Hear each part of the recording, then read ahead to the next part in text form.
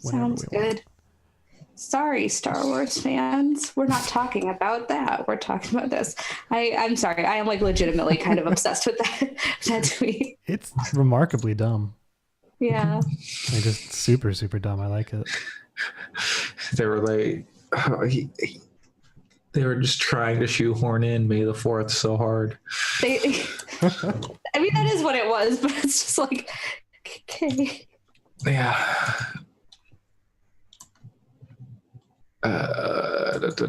My easy fix. Avengers Endgame will overtake Force Awakens on its way to becoming the #1 grossing movie or something. You know, it's like you just skip over.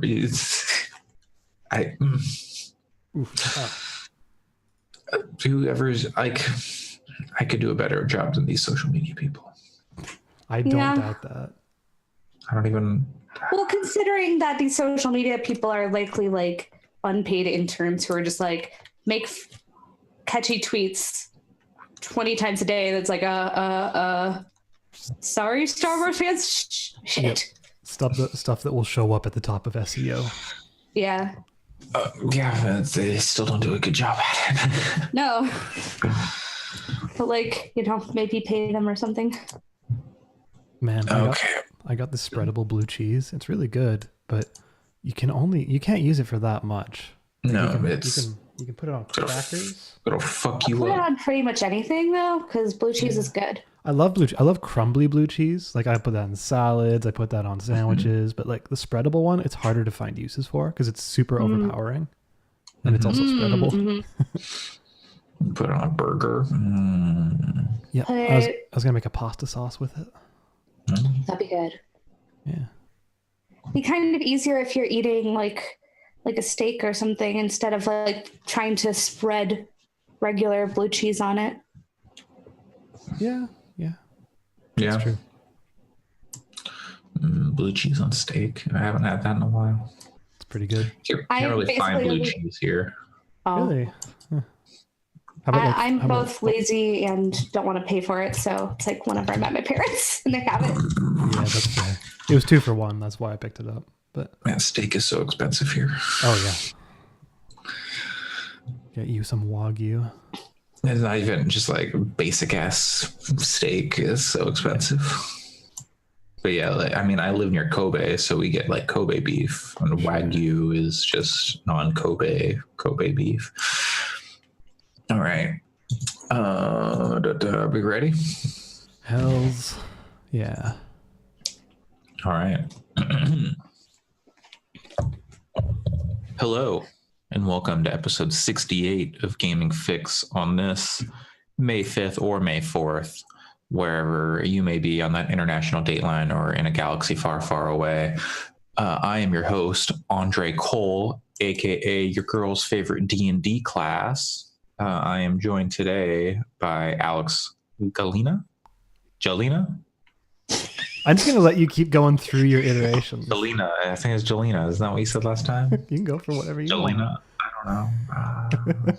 Fuck. And Allison Saigan. Hi. You already stole my May the 4th thing, so I'll just say it again. May the 4th be with you. I didn't say that. Did you know? This is unrelated to May the 4th. This is unrelated. Did I know that Avengers Endgame might overtake Avatar to be the Sorry, Star Wars fan. But did you know what has become the biggest gaming Kickstarters of all time, or one of them? It's the porn it's Mass the Effect. porn Mass Effect, yeah. The porn Mass Effect game, everybody.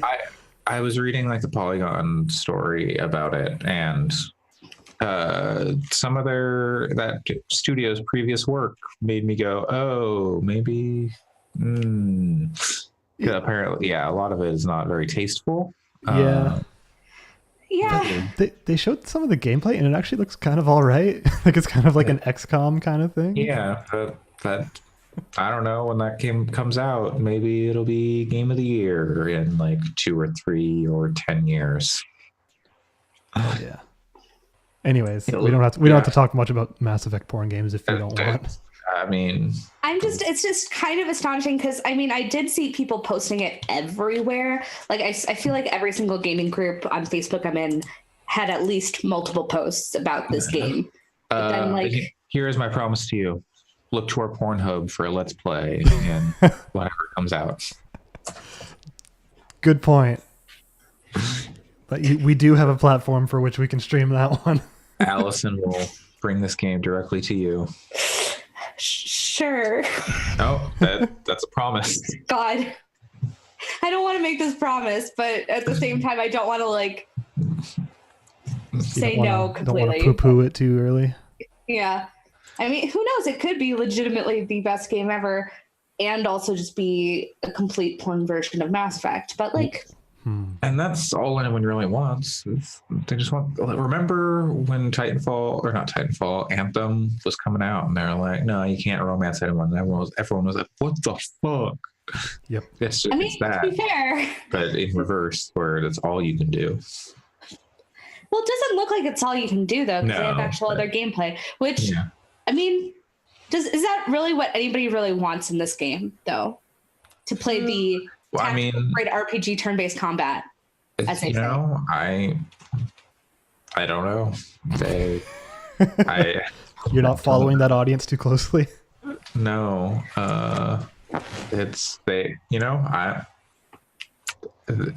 good luck to them, and I hope their game is successful. Yeah, because it sounds like they, some of their previous work featured a lot of sexual assault, and they made a conscious decision for this one to not include any non-consensual sex. Well, that's good. Well, I hope that's successful for them, because if only to prove that you don't need that in an important game. Yeah. Well, this is their first game. All they've made before is movies. Oh. Yeah. What's the name of it? Subverse, I think. Something like that. Yes. Yeah. Anyways. It looks like a sci-fi animated, like CG animated show from like the Sci-Fi Network from like mid 2000s. Yeah, I was gonna say like circa 2003 or something like that, where you're just like, where at the time you're like, wow, it's like real life, and now you look back and you're like, huh, that's cute. Anyway, so that's Kickstarter games. Also, they were like covering that game way too early for like a Kickstarter game. Yeah. Like, I don't know. I'm of the opinion that unless something like real wild happens outside of they made a lot of money, maybe you shouldn't cover Kickstarter games. A lot of those have folded. So if they're gonna succeed, they should succeed on their own merits. Maybe, I don't know. But also, some creators, they need that little extra help to get over the bump. But I think, this Kickstarter made a lot of money and they're still going isn't a great news story until like it's over. Like, this Kickstarter made a whole lot of money and nobody said anything about it until now. I mean, it's not a great one, but everybody just saw porn Mass Effect and like jumped on it. Yeah. You just sit on that story for a month. Do you really expect anybody to sit on that story for a month? I mean, it's a beautiful dream, but so that's all your hottest porn Mass Effect news. Porn Effect, mass porn, something with giant bombs and Ass Alex. Ass Effect. Ass Effect is a movie, isn't it? Oh, isn't it? Yeah, I guess it is. We'll come back to that eventually. I'm sure. But I think we've played some video games. Have we? I think they're video games. I don't know. What is a video game? I played some real life games. Really? Like some pen and paper tabletop. No, I didn't know you did. What did you play? I put some D&D. Oh yeah, you did mention that. Yeah, I've played actually like multiple games. I've played like two different campaigns. Or played in two different campaigns. They're still going, but yeah. If you want to hear about that, I can talk about that later. But do you guys have someone in your party who's just constantly messing shit up? You're just constantly like, we're at this pub and I'm just gonna beat up the bartender. Basically, yeah. So one of my campaigns was just like me and another person, and then someone DMing, just because we couldn't get anyone together at the time. So that one, I'm like a warlock, and my partner is a bard, and we've gone through and we've basically avoided all combat at all costs. And then, and so we just like, shenanigans our way around combat and get, and solve problems different ways. And then we finally got another group together, but this was like a prequel campaign to the one we're doing. And so next time we meet up, we're all gonna like introduce them to the world. And then next time we meet up, we're gonna like go back to the other campaign, which is like a 5-year time jump. But yeah, so one of the people is a barbarian who is just everything is violence immediately. So yeah, is like he carried a character with us for 4 days, maybe 5 days, on his back, just abusing him anytime he would speak, keeping him like inches from death, and then eventually threw him unprovoked at a suit of armor that came alive, and then we had to defeat in battle. And the throwing resulted in the death of this elf changeling. It was a changeling, and it was wow. And I was just like, why do you got to be like this? There's always one. Yep, there always is. Once you get a group big enough, and that's a little cliche. It's like the the rogue who steals everything and the bard who wants to sleep with everyone. Yeah. So yeah, but as a D&D, it's fun. The campaign is like a homebrew thing that my friend made up based on like you're going to a new land called Terra Nullia, and he's from Australia, so it's basically just you're going to Australia. Which might as well be like this made up land. So it's just full of fucking spiders and snakes and stuff. We haven't encountered anything like that, but he's been we've encountered like weird rat people. And we've encountered some things, but I expect more giant beasts. We did encounter a giant crocodile, and we actually met someone named I guess it was Steve Irwin, and he wanted to wrestle the croc. And we sat down by the side of the river and we helped him wrestle the croc, or by help, I mean, we watched. And then my bard partner convinced the crocodile not to kill him because he was going to lose, and we saved Steve Irwin's life.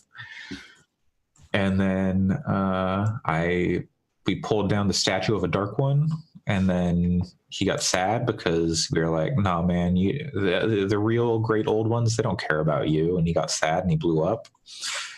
But we kept his head, and now he's our friend. As you do. But I have a vineyard. I have a vineyard now. Yeah, you just like happened upon one? No, because we are helping King Alan in his quest to get more land in Terra Nullia. He decided, oh, well, you help me, so anything you want. And I was like, I want a vineyard. And so they're building me a vineyard. And I've inadvertently introduced alcoholism into the native population. Somehow that doesn't surprise me. Not intended. It's like, you're going to a new land, and then colonialism happens. You're like, wait, I didn't mean that.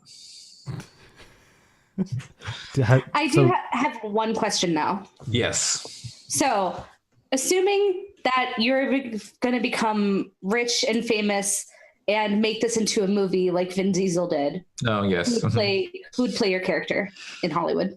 Ooh. Well, it's a tiefling, so they're very heavily make-upped. So Jeff Goldblum. Oh man, that'd be real good. Sure. Yeah. Jeff Goldblum. Yeah, I like that. I think that fits actually. So this is in Australia. How many Australian references have been there other than Steve Irwin? Like, has anybody said, "Oh, you think that's a knife?" Or, like, I don't know, fucking, "Oh, I'm a felon," or anything like that? No. Every character when they introduce themselves, they say, "Oh, I'm a felon." No, I couldn't tell you. I'm not. I'm sure there have been more, but there's only. I don't know. I'm not heavily versed in Australian pop culture. I know Crocodile Dundee and Steve Irwin. That's about it. That's kind of the extent of America's knowledge of Australia. Mm-hmm. There is some like public access show that was like government funded called Summer Heights High. Is Kylie Minogue Australian? I don't know. Danger 5? I think so. Have you seen Danger 5? I haven't seen it, but I've seen the GIFs. Danger 5 is very good. Man, I hope there's a Danger 5 component to our campaign. It's cool. And I'm like, I never play magic classes in D&D. Excuse me. And also usually whenever I play, I end up having to DM, and I'm not great at it, but like I always want to play a character, but then I have to do like, DMing stuff, which is not as fun for me. But now I get to play a character, and I usually shy away from magic classes because I'm like, I don't want to have to manage spell slots and mana and blah, blah, blah, blah, blah. But now I'm playing a warlock, and there's some real neat stuff in there. Like I got an ability that lets me read all text. I can do like Eyes of the Runekeeper or something. So anything that's written, I can just understand now, apparently. That's pretty great. Yeah. I haven't touched D&D forever since like, basically when Pathfinder came out, which was like basically the same thing as D&D 3.5. Yeah. So yeah. I won. Yeah. It's anyway. Yeah. So that's my D&D campaign. That's real life. Alex, what have you been playing? Well, that's a good question.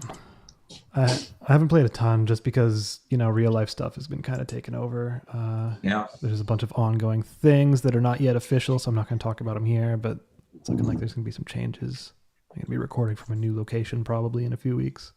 Blah, blah, blah. But like upstairs? Like upstairs in a new city, maybe? We'll see. But in terms of the video games I finished, and by finished, I mean completed, Supraland, finally. This is my third week bringing it, but now I've finished it. I think my final completion percent was like 60 something, but I saw credits because there's like an absolute ton left to do. I'll probably do something. The story is finished, but yes. Yeah. I made it to the last boss, finished all that, finished credits. That last boss, I beat it too. And that last boss, Jesus Christ. It's very, very dumb. It's just very weird, and like I feel like the game doesn't prepare you. It sets up a lot of like new puzzles that you're like, what am I doing?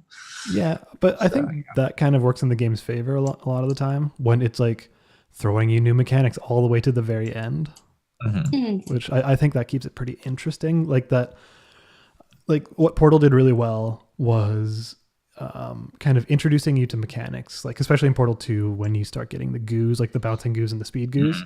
Like it introduces those and then it just kind of expands on them, but it never really subverts them, whereas this game subverts them a lot. Like color ends up being a huge part of this game, and you don't really realize that until like halfway through. Are there colorblind options? Because I just think about it, it actually kind of suck. Yeah, that's something I thought about too, is like some of that stuff, if you're red-blue colorblind, you're gonna have a rough time with some of those puzzles. But yeah, like I think overall my feelings on that game are pretty much like universally positive. I think Andre, in our chat, you brought up that there was a couple jokes that you're like, what? Why is that there? There is one joke that is just, I cannot. Well, they say it's not a joke because I posted on the Steam forum about it. They say it's not a joke, and I wait for the developer commentary, and I don't know what that could possibly mean. Yeah, but like, I saw that joke as well, and there's one other joke that's similar to it that you run into along the. I missed that one. It's the one. It's very late, so I don't want to spoil it because there's a bit of a story, but it's when you turn something orange and then they make a comment about President Trump. Oh, they're like, oh, I'm orange now. Can I be president? And it's like, maybe I remember that. Yeah, that seems pointless, but like that's just like a dumb like, oh, he's orange, blah blah blah. But like the other one is just like a sexual assault joke. Yeah. So that's you're right. They are different, but like at the same time, the creator's not from North America. I don't know if German. I don't know if that's something that excuses it per se, but I don't think so. I don't think so either. But like that one thing is like probably the most. It doesn't fit with anything else in the game, which is just why it's so bizarre to me. Yeah, like most things are just like dumb pop culture references. Yeah, and then this joke about sexual assault. Yep. Yeah, I keep saying joke, but they say it's not a joke. This reference to sexual assault. Yeah, because it's not even really a joke. It's just like, oh, here we took the thing, we made it locker room talk because it's in a locker room now. Yeah. Yeah. So like, but for me, that was like 20 seconds out of a 16-hour game that I found like kind of questionable, and like the rest of it I think is pretty nearly impeccable. So I think for me, like, that's tasteless and it's shitty, but I think it's still like an extremely excellent game. So. And it maintained its excellence throughout. I would say so. I would say the puzzles remain creative. The like some of the solutions were real head scratchers. There's a couple where I just had to be like, I do not see how I could possibly finish this. And then you step away from it for a few hours, come back and be like, wait, what if I did this? Works immediately, and you're like, got it. That's a good feeling. I like that feeling. Yeah. So. Like, and like, all the way to the end. And I am looking forward to jumping back and getting into some of the other puzzles that I never even attempted. Like, because there's a lot of side puzzles where they give you just random abilities or extra health or speed or whatever the case might be.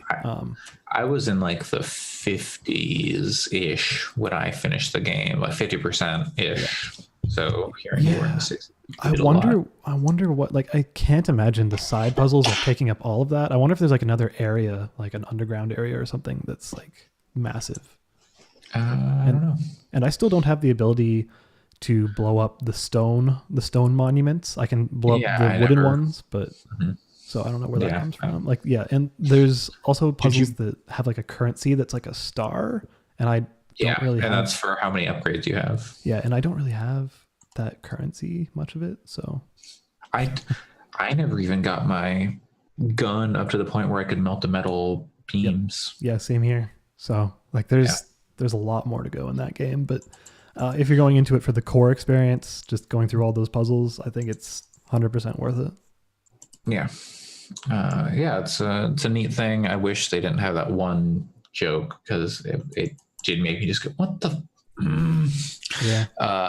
it made me feel like it makes me almost feel like guilty about recommending it to people, because there is this joke about, quote unquote joke about sexual assault. Like if it was just like, I don't even know, like there's probably other things where it'd be like, it's like, it's a bad joke, but like since it is about sexual assault, it makes it a little more hard to like brush aside for me. Yeah, I would agree. Also, I feel like the whole wait until the commentary thing is kind of weak, especially since you guys have clearly finished or gotten credits and had no real justification for it. Yeah, I was just like, this doesn't match up with anything that I like, anything in the rest of the game.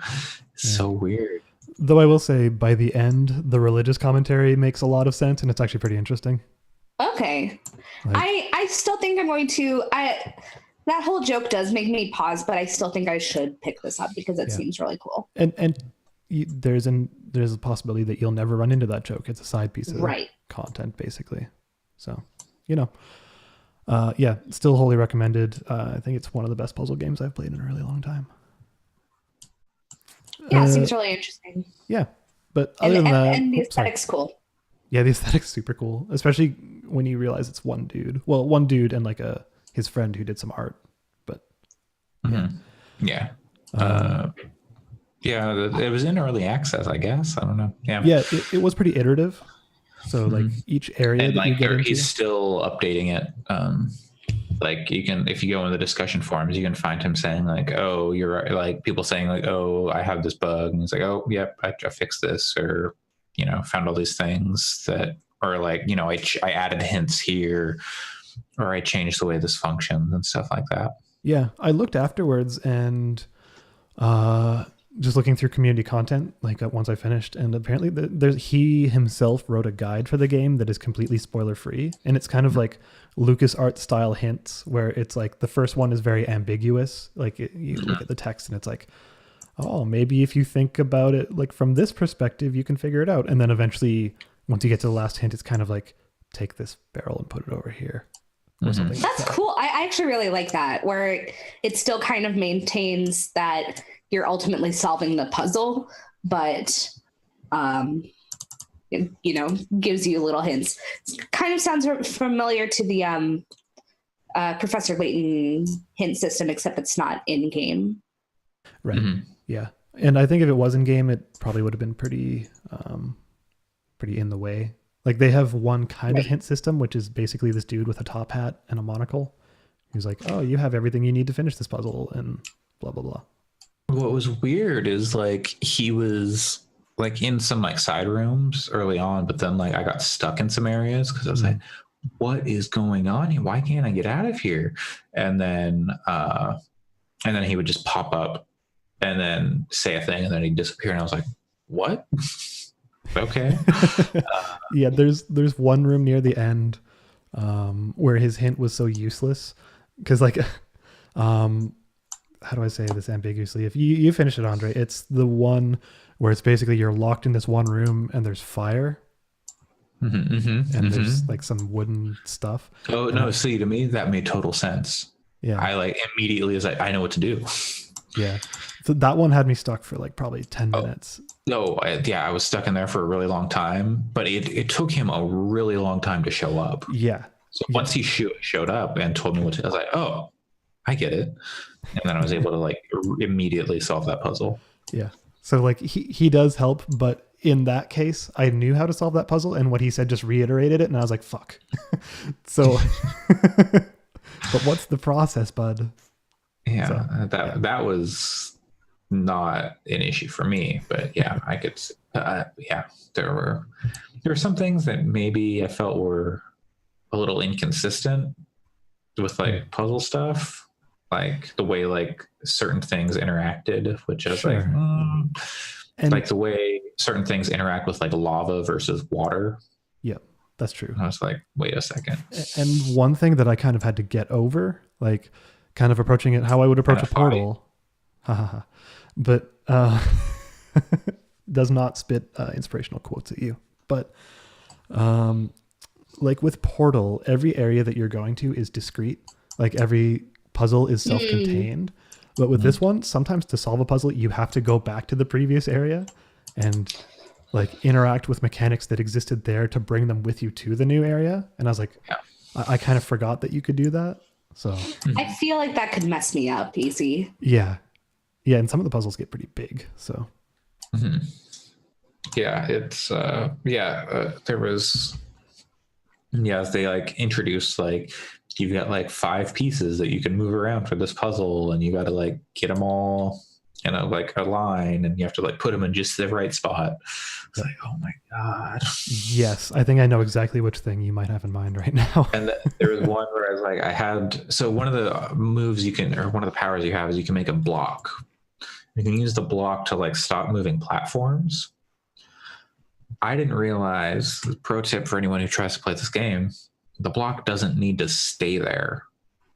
Yep. Once the thing has been stopped. Once the thing stops, you can move the block and the thing will stay stopped. Yeah. So I was trying to solve this puzzle with like one less piece than I was allowed to have, because I had this block just sitting there. I was like, well, I need to keep that there. So what could I possibly do? It was so Yep. It's a brain tickling game. I like it. Sounds like it.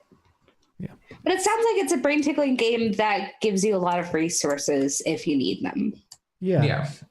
Like, which is good, because I know that like for a lot of recent brain tickling games, I like them, but then at the same time I get stuck. I'm looking at you, Baba is you. Yeah. So it's nice that this dev realizes that, hey, maybe I'll give the people something else. Yeah.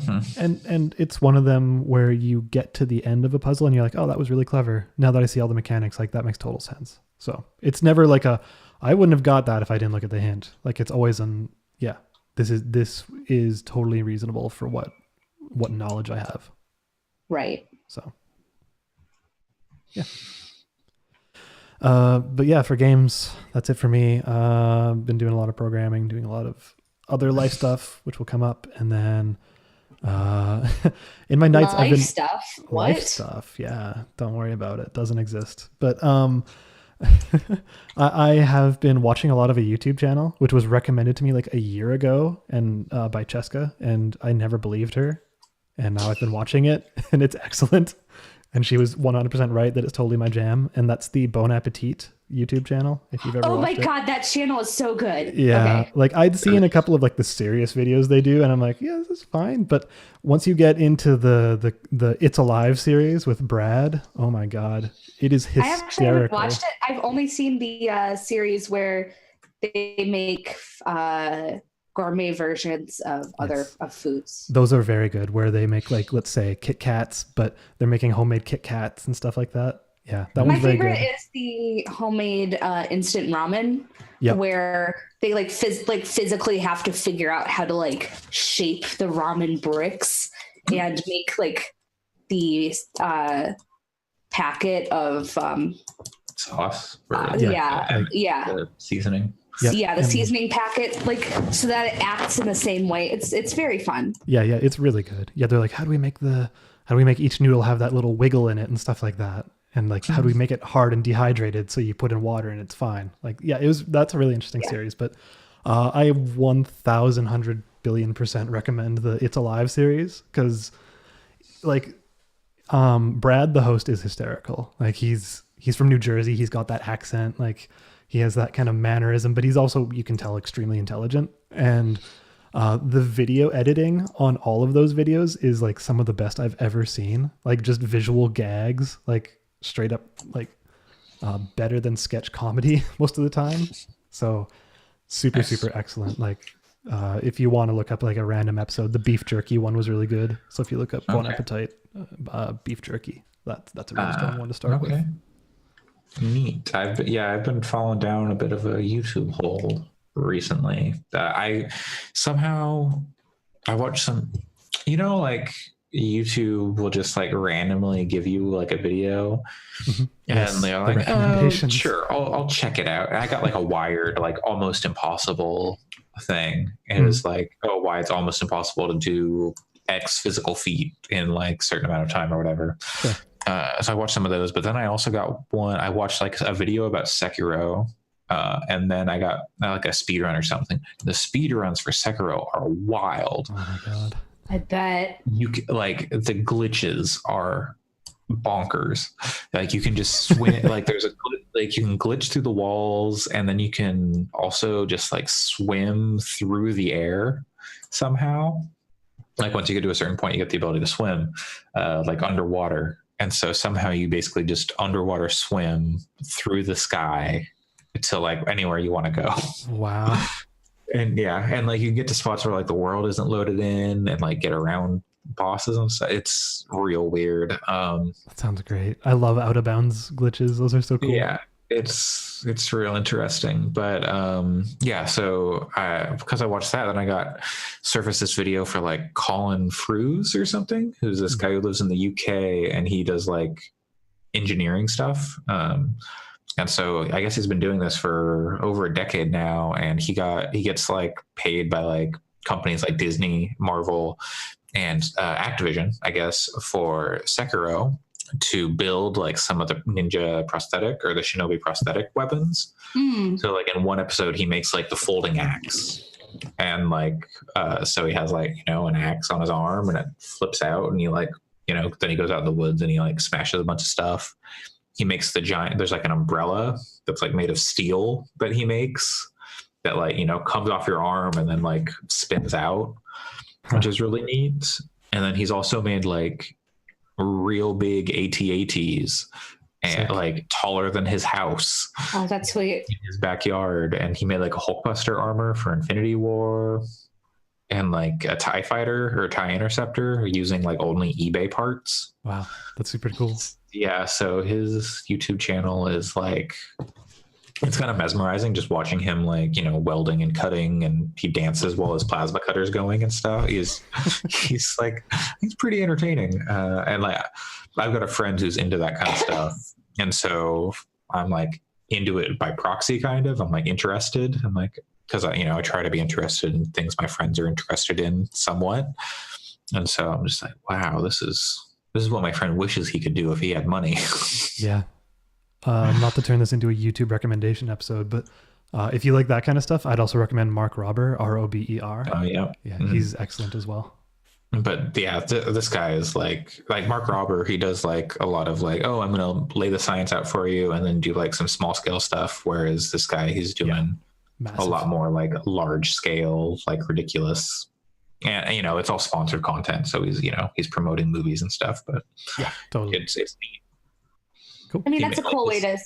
He makes his Hulkbuster. It can stand up, and then it can like twist at the torso, and then like the arms can move. And he's got a flamethrower on one hand, and then like a piston on the other hand, so it can just like super punch.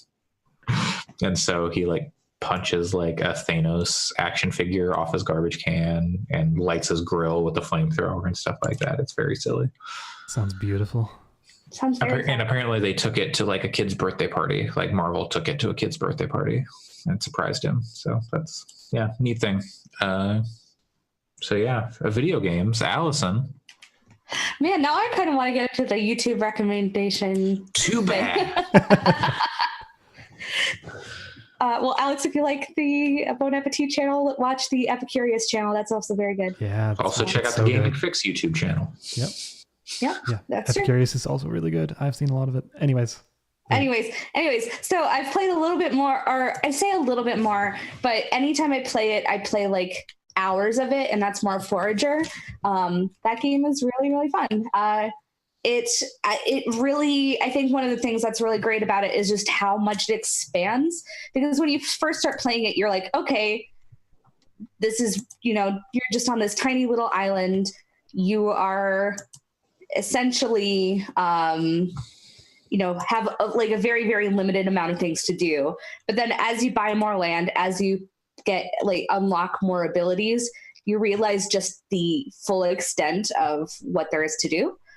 So like, for example, there's various dungeons you can go into. You can unlock various weapons for it. You can unlock various puzzles, which unlock more. And I feel like I've been playing it for, according to Steam, I've played it for about 10 hours, which I feel like I don't know if I've necessarily put in that much time into it, especially since so much of the gameplay you can just do while you're listening to something else. Yeah. But but I still feel like I have a lot left to discover, because there's skills that you can unlock, and I am not even close to halfway through those. There's various land that you can buy, and I might have about half of them, maybe. And there's just such a lot of stuff. And so I feel like I've seen some people say, is this game really, like, since it's $20, it does seem like a lot up front, but there's just so much content that I think it's definitely worth it, especially if you want like something that is going to addict you, which feels very weird to say, but it's like, if you want something where you're just like, it has the most, like, one of the most satisfying loops in any game that I've played recently. That's great. Where you're just like, it just feels like constantly satisfying. And so if you like that kind of feeling of like, I've achieved things, then it's definitely worth that. Yeah, I haven't touched it yet. I think that'll be my next game. But it seems, like you said, kind of, you can treat it like I treated Diablo 3, which is you just put on a podcast and click away. And then by the end of your session, you've made some kind of progress. Yeah. And I feel like you constantly are making a ton of progress too. Where, like, for example, even if you just make an upgrade to your pickaxe, which is your main tool for just everything, it's going to make a ton of progress. Like, for example, I just unlocked a fire pickaxe, which does a little bit of lasting damage by setting stuff on fire, which makes mining and harvesting a lot faster, because you can kind of just set a bunch of things on fire and watch it go, which is also very satisfying. Just like Far Cry 2. But then there's also like a lot of heart. Like I unlocked a section where the dev showed up in the middle of the game, and it's like, oh hey, it's you. And then there's a lot of little cosmetics that you can unlock based off of the achievements, which are feats. So right now I'm running around as Shovel Knight because this dev likes Shovel Knight. So I'm like, okay. Yeah. And there's also some humor too. So I think it's really, really great. And again, I'm 10 hours in and I feel like I still have a lot I need to figure out with this game. It's good. Do you think Steam is the way to play it, or should you wait for a Switch version? Or I think Steam is probably worth it. And you know that this is true because will buy everything on Switch, but having a mouse really helps. Mm-hmm. Mouse and keyboard. I think it's definitely very possible to play it on something like Switch or play it on something like mobile. But having a mouse is really, really nice. Cool. Yeah, that's good. And the other game that I have played a bunch of this week is on Switch, and it's Sushi Striker: The Way of the Sushi Dough, which is the Nintendo first party. I think it's first party. Yep. Yeah, it's first party. Puzzle game where you are linking sushi plates and using it to attack people. And so I've been actually kind of low-key interested in this game since they announced it in whatever Nintendo Direct they did, but have been holding off on it because the initial price for Switch was $50, which seemed a little steep for me. For what I played in the demo, but then I saw on Amazon it had gotten under 20, which I was kind of my little price threshold for waiting for this game, so I decided to pick it up, and it's been really fun so far. There's a lot of content in it so far, and a lot of different mechanics that you can put into it. So, like, for example, one of the first things that you unlock are these sushi sprites. Are they spirits or sprites? I can't remember. Sprites. They're sprites. But they basically have like different abilities that you can use during a sushi battle.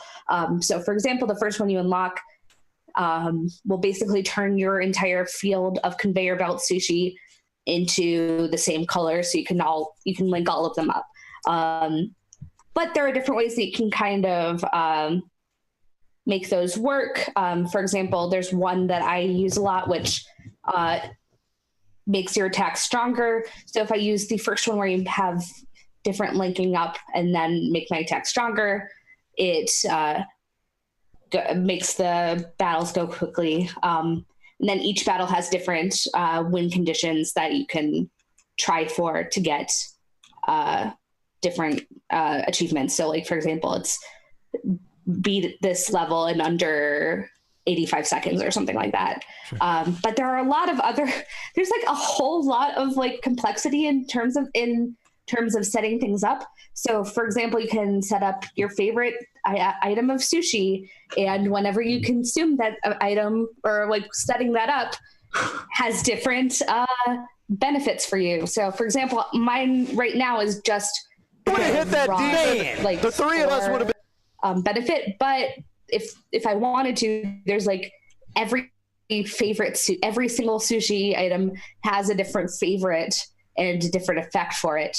And then there's different items that you can select to have as your main item. So one item that you get pretty early on is a black belt, which has your health, but in exchange, if you beat it, then you get 1.5 times the score. And that's kind of like an extra difficulty that you can do, since you can also replay pretty much every battle. And everything is also within this story mode, which is beautifully cheesy, set in a world where sushi is outlawed because there have been sushi wars. So you're trying to free the sushi so that everybody can enjoy sushi. And it's there's one of the things that was the kind of selling point was that there's animated sections, which in my opinion, the animation style is not my favorite part of it, but it's very much set up like episodes of like a cheesy shonen sushi anime, which is when I look at the Google image search, all I can think is this looks like it would be like 15 years ago on like Fox 4 Kids with like Kirby All-Stars and like fighting food-ons and stuff like that. Yeah, it's the style is a little bit not great, and there's certain points where the character design, I'm like, I don't know how I feel about this. So I don't know if that's necessarily a plus for me, because I feel like the animation could have been better, but I do like the kind of general vibe of it, which is like it's a very intentionally like hamming it up as this like shonen anime about sushi, basically, where your main character is very gung-ho about like, I want to bring sushi to everybody, in a very and the entire game is like very set up as various episodes. So it's like, so occasionally you'll have like an animation scene of like the main big bad being like, that kid we need to take that kid down. It's very charming for all of that. So it's just in general, but it's a very big game so far. I've put several hours into it, and I'm just in the first area, and I feel like there's probably still a lot of stuff that I have to unlock, but they have a demo on there, which is kind of, I guess, shows you what the basic puzzle solving of it is, which is that you have various lanes of sushi, like conveyor belt sushi, and you have to link up the things. So you can kind of feel if you're going to like that, you're going to like doing that as your basic puzzle or solving for the rest of the game. But I think it's charming, and definitely I'd say it's worth the $20. $50 is still kind of a lot though, but that's also just me. Well, I think also they're just like, look, there's this animation style, and I'm like, it's not that good though. But with all the various like mechanics, and then Sushi Sprites, like they have like a full on like Pokemon thing where it's like you can level them up, and then that levels up their sushi, which levels up like all of your other stuff. So there's just like 1,000 things going on, and I'm like, it's kind of, and I'm kind of wondering if there's going to be a lot more. So that'll be kind of funny to see. Nice. Yeah. All right. Well, then I'll move on to talk about my game, because while I have been playing Dungeons and Dragons in the real world with pen and paper and dice, I have also been playing Divinity Original Sin II, which is a computer version of that kind of stuff. done rules and whatnot. But yeah, I've tried to play Divinity. I've tried to play Original Sin 2 like 6 times. Yep. And every time, and I think even saying tried to play is a little generous on some of those, because sometimes I would make my character load in and immediately go, nope, I screwed up, and reroll immediately before I've done any action. And like part of that is just like there's like the first Divinity Original Sin. It was kind of like, and a lot of people criticized it for this, was there was like an optimal party makeup, and you could get that party very early on, but if you had to make your character in a specific way, like you made 2 characters, you had to make them in a specific way to have like a good party at like the beginning of the game. And they've changed that for Original Sin 2, where you can kind of make any character basically do anything you want, and then I think later on you can like freely respec at any point basically, but I haven't gotten to that point yet. But basically just trying to like, you know, I'm trying to get as much out of it as I can. And so then when I get to a thing, I'm like, no, I should have prepared for this when I started the game. And so then I'm like, okay, I'll restart and I'll run through the tutorial and all that stuff. So that was a little annoying. So then like after I do that like 3 times, I'm like, I give up. I'm not going to play this game anymore. Then I uninstall. But this time it stuck. And I've made it almost out of the tutorial area, I think. But I'm still like doing that. Like, okay, is there anything else I can do here? And, you know, I had like a big, hard, difficult combat encounter, and then that I had to like, okay, save and reload because things went bad.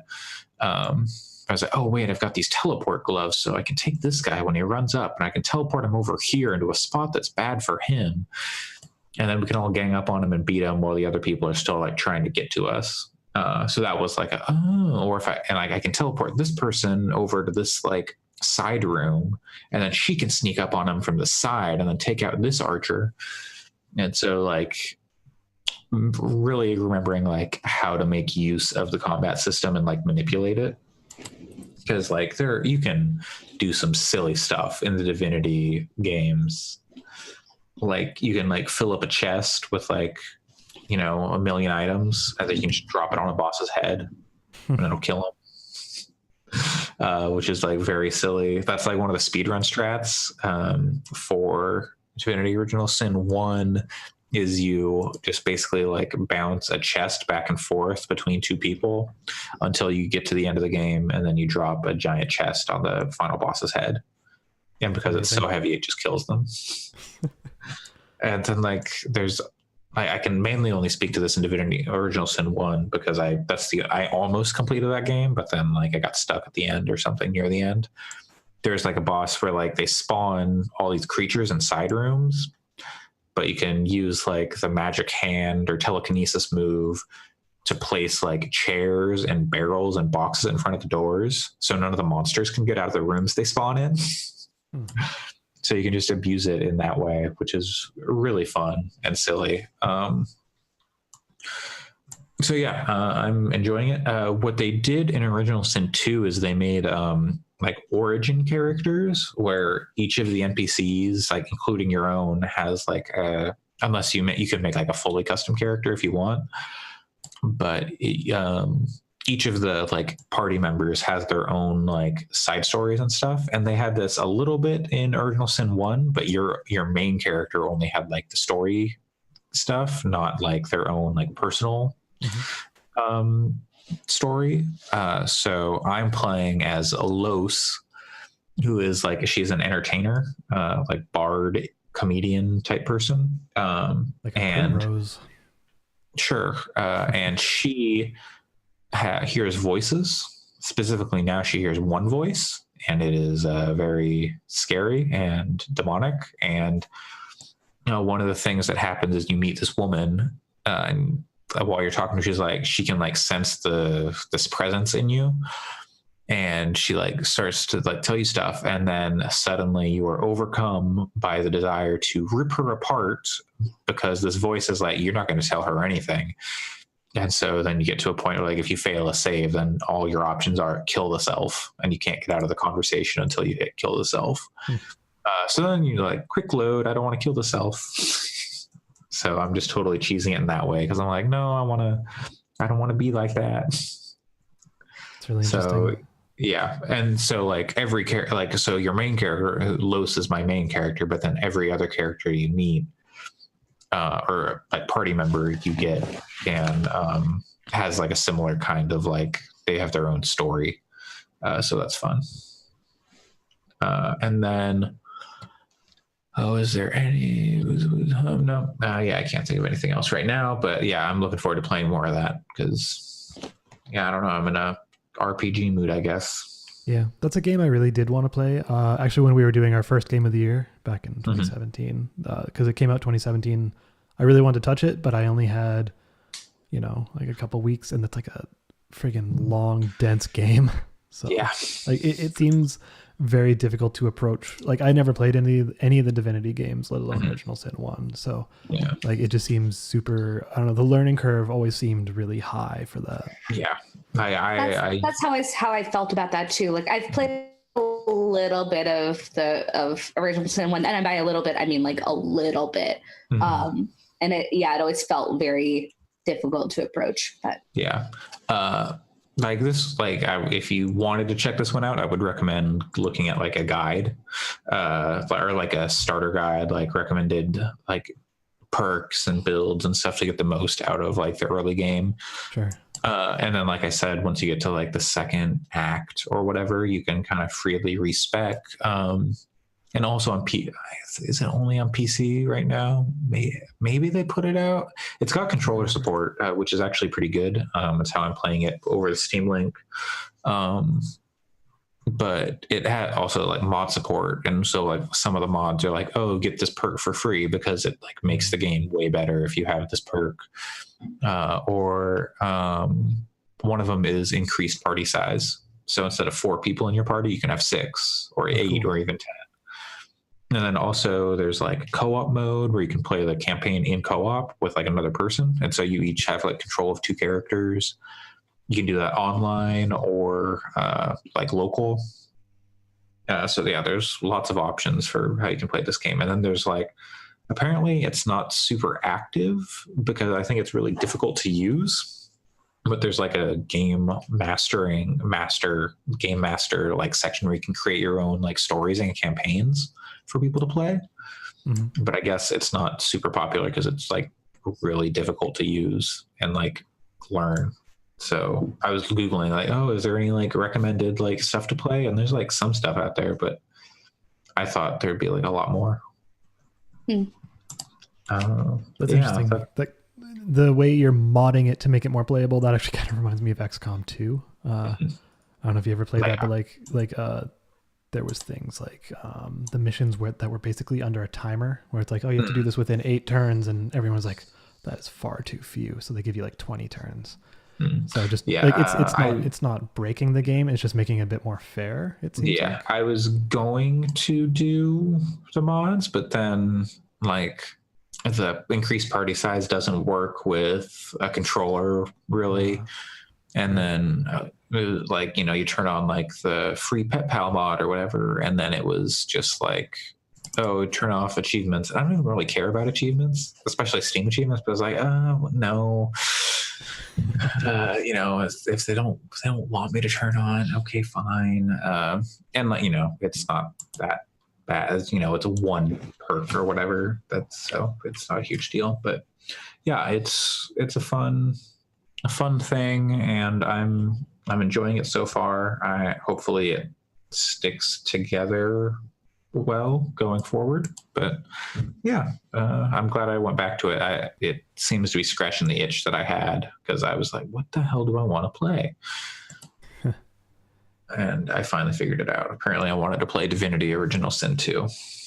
Yeah, jump into a 100-hour game while there's not too many new releases coming out right now. Like I could afford a new release. I'll see that. I mean, this is the perfect time though to jump in. Yeah. So yeah, and then hopefully once summer rolls around and I actually have some money again, maybe then I can get back to like things like Devil May Cry, and hopefully they'll be on sale.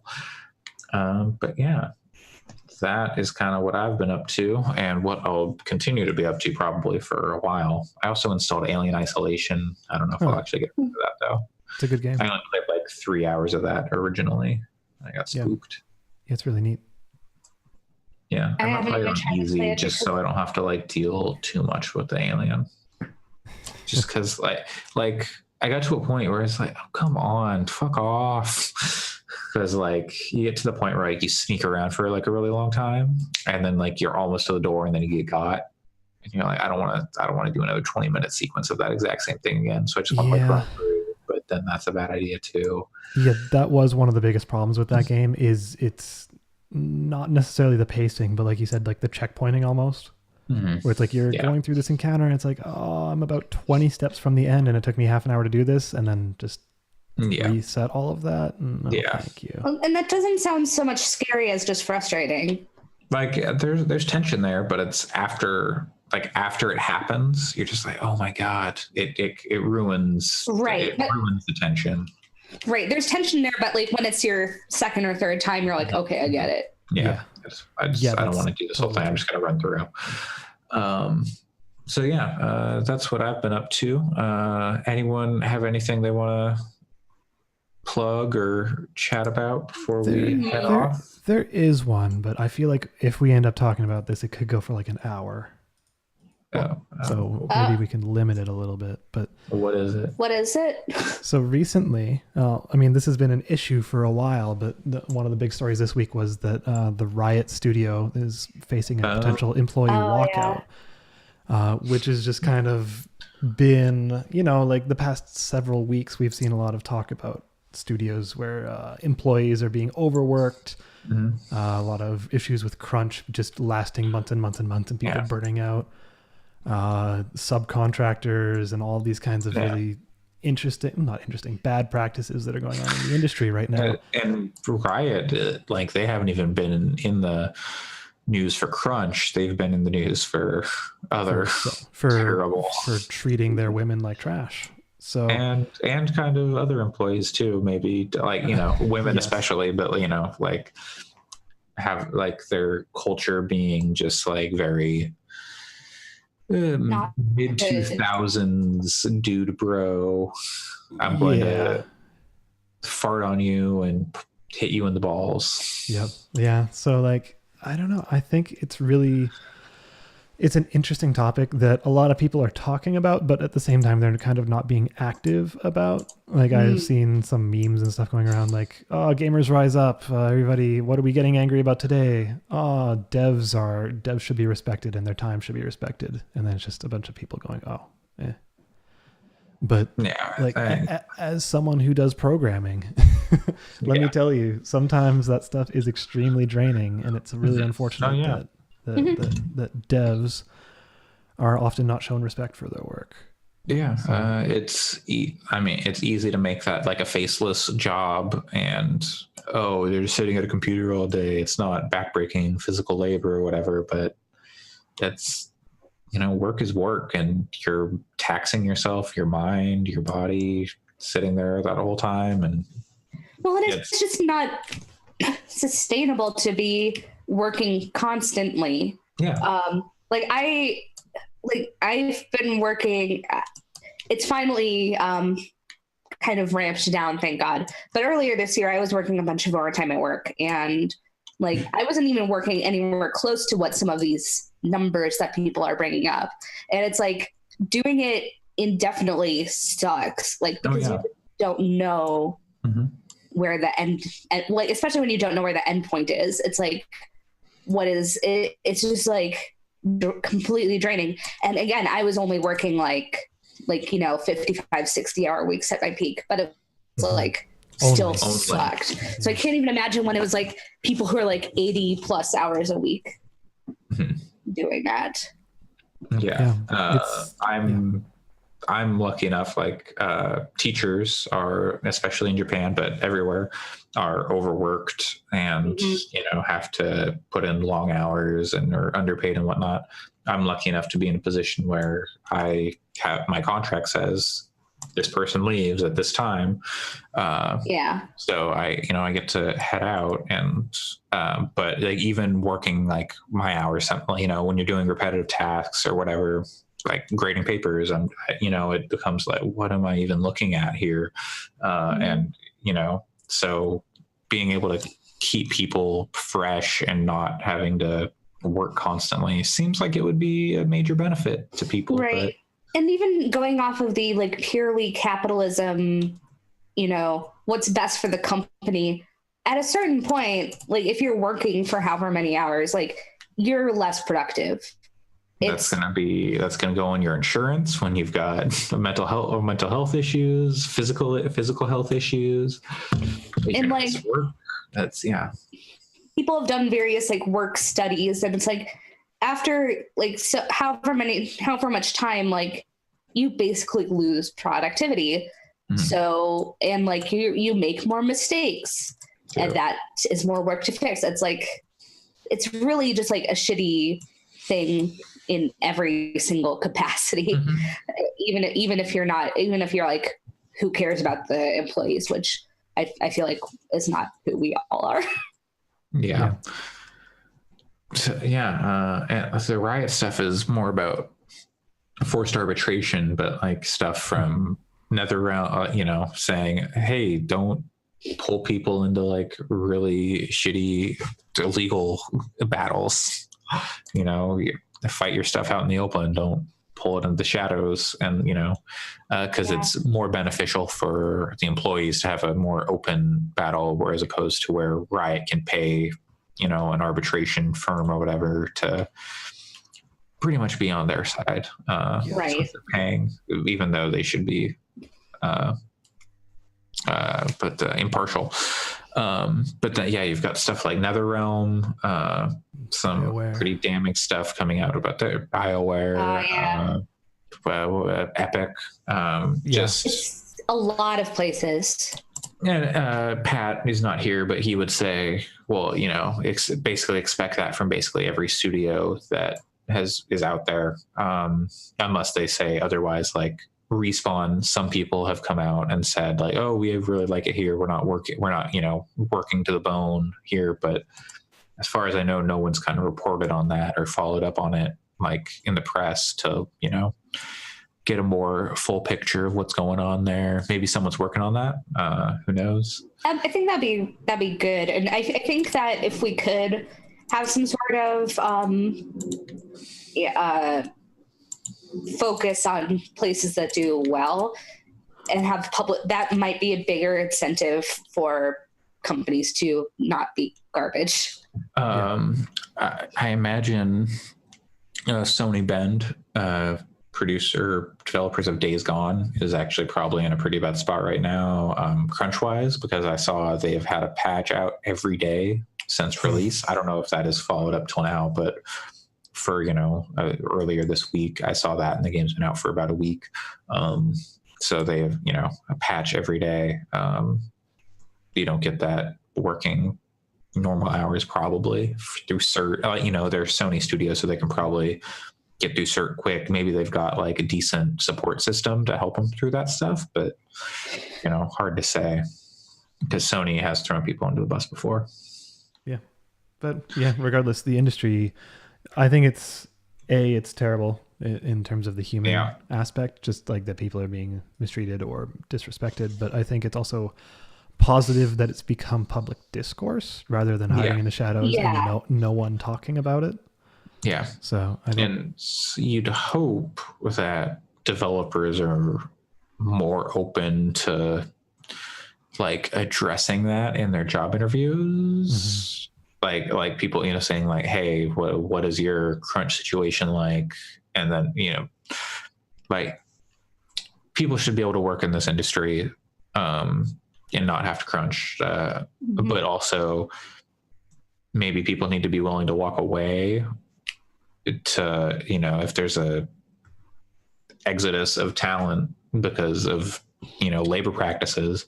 And it's hard to do that. Like people can't just find new jobs, but if, a large portion of the workforce walks away, then suddenly you've got veteran talent and like so much knowledge just walking out that studios have to change their practices to keep people, but that's like Fantasyland where that actually works. But yeah, you'd hope, or unionize and get practices in place that make for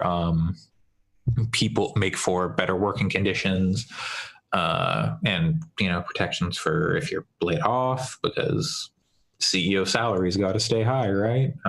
Yeah. Well, yeah. I mean, there's, like I said, this could go on forever because you could talk. Yeah, you have a whole conversation so about gig economy and all that kind of stuff. Exactly. Right. Especially when you talk about like all the subcontractors, things like that, where you're like, exactly. That's really sucks. But yeah. Yeah. So hopefully they, we want to see some change. Keep hounding people.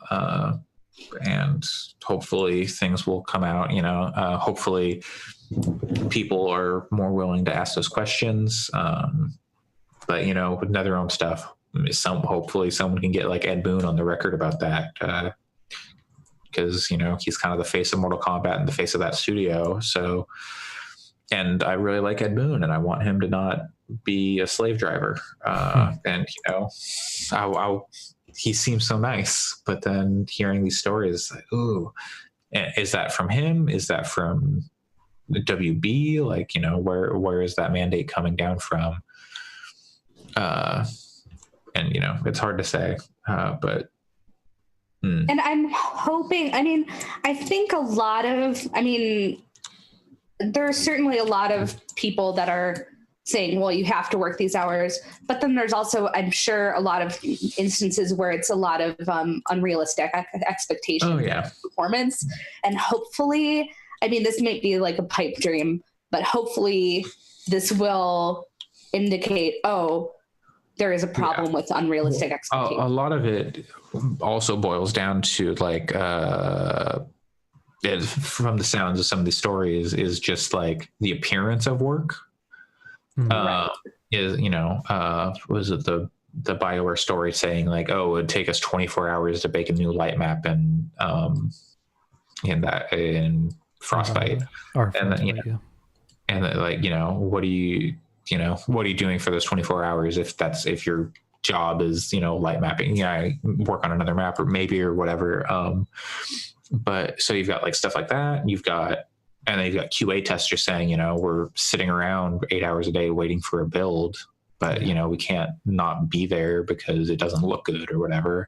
Right. So there's the appearance of work is so important to, I don't know if it's a Western culture. It's not just Western culture, but the appearance of being busy is so important to companies, and it needs to be done away with. If there's no work, there's no work.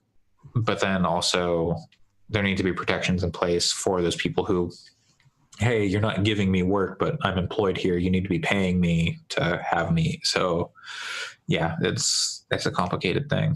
Mm-hmm. And yeah, like Alex said, we could talk about this forever. But we would like to see some things change. Know what I don't want to see change, but I also very want to see change? Me. No. You can stay. You can be you, but Randy Pitchford, man. Oh my God. Oh God. He will never change. But like, my God, that meltdown on Twitter. That was and so he went on a so yeah, okay. So the Gearbox or the Borderlands 3 gameplay reveal happened, and he came out and he's like, no microtransactions. I didn't see this. This is just what the Game Informer story said. This is what caused the meltdown. So Game Informer story says Randy Pitchford said no microtransactions in the game. Then another person at Gearbox in an interview says, oh yeah, there's cosmetic, you can buy cosmetics. And maybe Borderlands 2 time, we didn't call those microtransactions.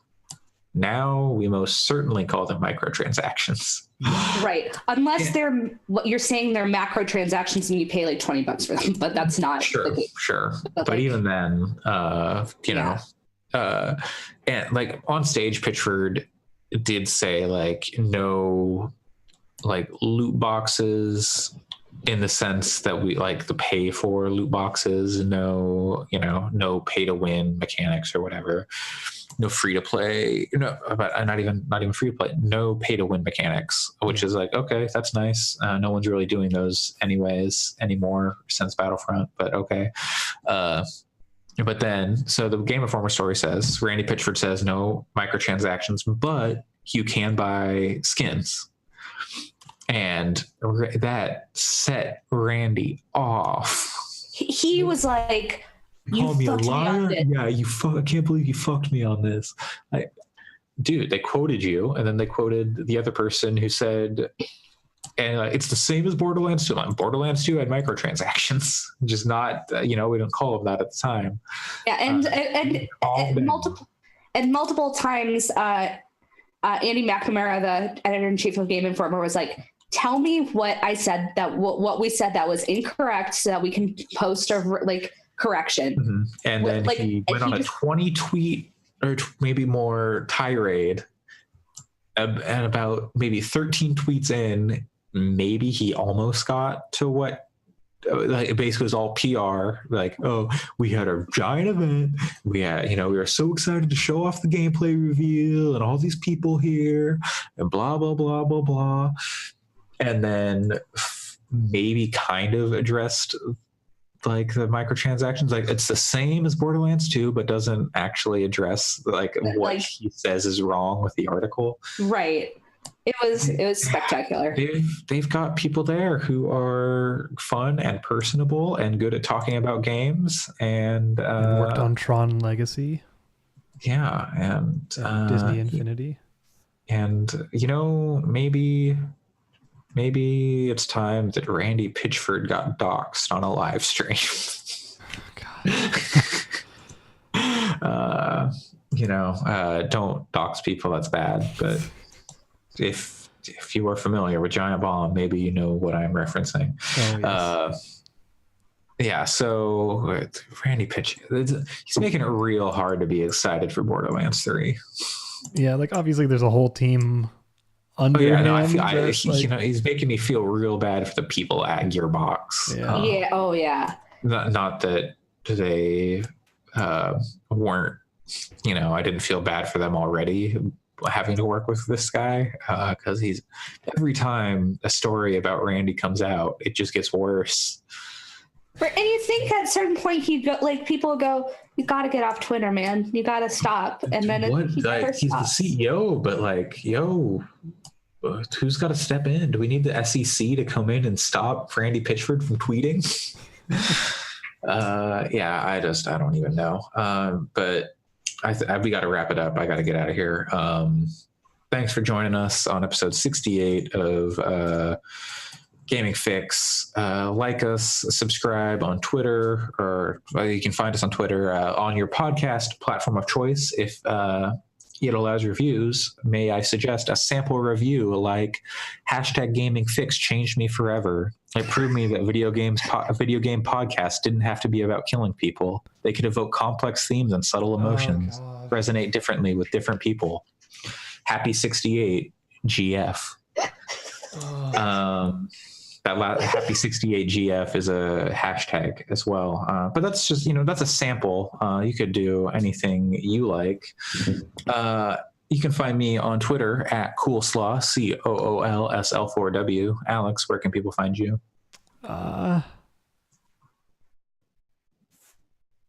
Allison, where can people find you? You can find me on Twitter at WRITERSERENYTY, and I can promise you that I will not make any Randy Pitchford-esque rants on there. Or David Cage. I can promise. That might help your Twitter presence. I don't know, but make it about like K-pop. I